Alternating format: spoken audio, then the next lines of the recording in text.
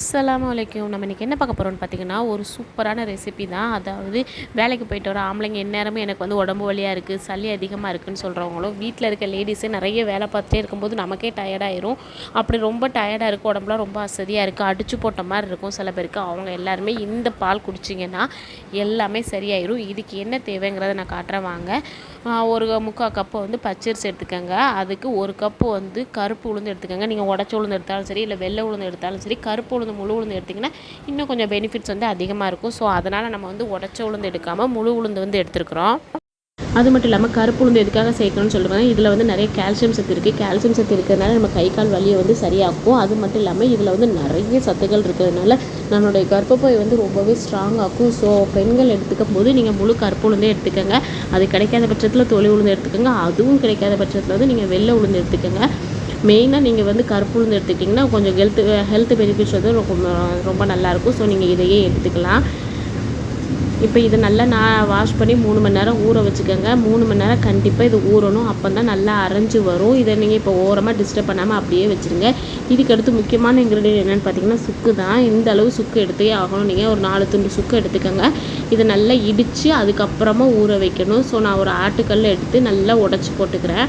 உடச்சி இடித்து போட்டிங்கன்னா தான் நல்லா ஊறி வரும். சும்மா அப்படியே போட்டிங்கன்னா ஊறுறதுக்கு ரொம்ப டைம் எடுக்கும். ஸோ நல்லா குட்டி குட்டியாக உங்களால் எந்த அளவுக்கு குட்டியாக முடியுமோ அந்த அளவுக்கு நல்லா இடித்து அதுக்கப்புறமா இதில் நல்ல தண்ணி ஊற்றி ஊற வச்சுருங்க. ஏன்னா அந்த தண்ணியோடு தான் நம்ம போட்டு அரைக்கப்போம்.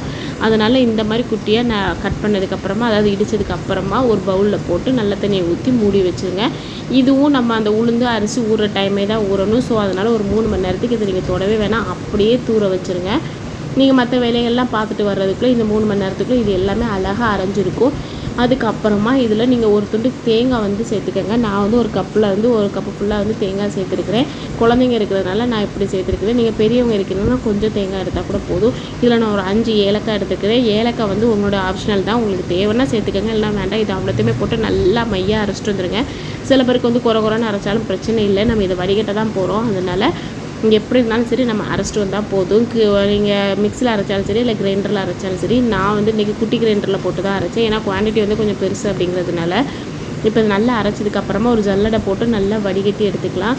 ஜல்லடையில் நான் இதை வந்து தண்ணி நம்ம உங்களுக்கு தேவையான அளவு தண்ணி சேர்த்துக்கோங்க. தண்ணி சேர்த்துட்டு அதுக்கப்புறமா இதை ஜல்லடையில் ஊற்றி நல்லா வடிகட்டி எடுத்துருங்க. இந்த வடிகட்டி எடுத்ததுக்கப்புறமா உங்களுக்கு எத்தனை தண்ணி, ஒரு 2-3 தண்ணி தேவைப்படும்.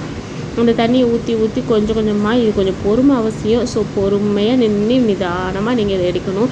எல்லா வேலையும் முடிச்சுட்டு பசங்கள்லாம் ஸ்கூல் போனதுக்கப்புறமா இதில் உட்காந்து செய்ய ஆரம்பிச்சிங்கன்னா கொஞ்சம் ஈஸியாக இருக்கும். பசங்கள்லாம் வீட்டில் இருந்தாங்கன்னா இதை செய்யவே விட மாட்டாங்க. நமக்கும் டைம் இதிலே இருக்கிற மாதிரி இருக்கும். ஸோ எல்லாம் ஃப்ரீயாக ஆனதுக்கப்புறமா இந்த வேலை செய்யுங்க. ரொம்பவே ஹெல்த்துக்கு நல்லது. வீக்லி ஒன்ஸாவது கொடுத்தீங்கன்னா நெஞ்சில் இருக்க சளி, தலையில் இருக்க பாரம் எல்லாமே சரியாயிடும். அது மட்டும் இல்லாமல் உடம்பு வலி அசதியாக இருக்கும். சில பேருக்குலாம் உடம்பு ரொம்ப எந்நேரமாக அடித்து போட்ட மாதிரி வலியாக இருக்குதுன்னு சொல்லிக்கிட்டே இருப்பாங்க. அவங்க எல்லாம் இந்த சுக்குப்பால் எடுத்துக்கிட்டிங்கன்னா அவங்களுக்கு வந்து ரொம்பவே நல்லாயிருக்கும்.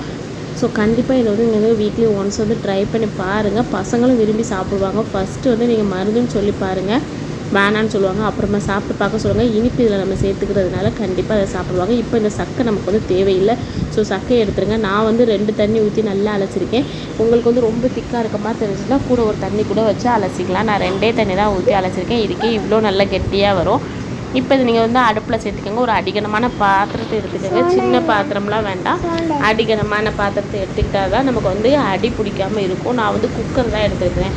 குக்கரில் அழகாக இதை போட்டு நல்லா கிண்டி விட்டுட்டே இருங்க. அதுக்கப்புறமா நமக்கு தேவையான அளவு வெல்லம் எடுத்து வெல்லத்தில் கொஞ்சமாக தண்ணி ஊற்றி நல்லா கரைச்சி எடுத்துக்கோங்க. அடுப்பில் வச்சு கொஞ்சம் நல்லா கரைஞ்சதுக்கப்புறமா இதை வடிகட்டி ஊற்றிக்கோங்க. அப்போ தான் இதில் இருக்க தூசி துரும்பு எல்லாமே சரியாகும். இதை ஊற்றி நல்லா கலக்குன்னு கலக்கி கிண்டி எடுத்துட்டோன்னா நம்மளோட சுக்குப்பால் வந்து ரெடி. உங்களுக்கு தண்ணியாக வேணும்னா தண்ணியாக எடுத்துக்கோங்க, இல்லை கெட்டியாக வேணும்னா கெட்டியாக எடுத்துக்கோங்க. அது வந்து உங்கள் விருப்பம் தான். எனக்கு வந்து தண்ணியும் இல்லாமல் கெட்டியும் இல்லாமல் நார்மலாக வேணும் எடுத்து சாப்பிட்ற மாதிரி. ஸோ நான் அதனால் இந்த மாதிரி செஞ்சுருக்கேன். உங்களுக்கு எந்த மாதிரி வேணுமோ நீங்கள் அந்த மாதிரி செஞ்சுக்கலாம்.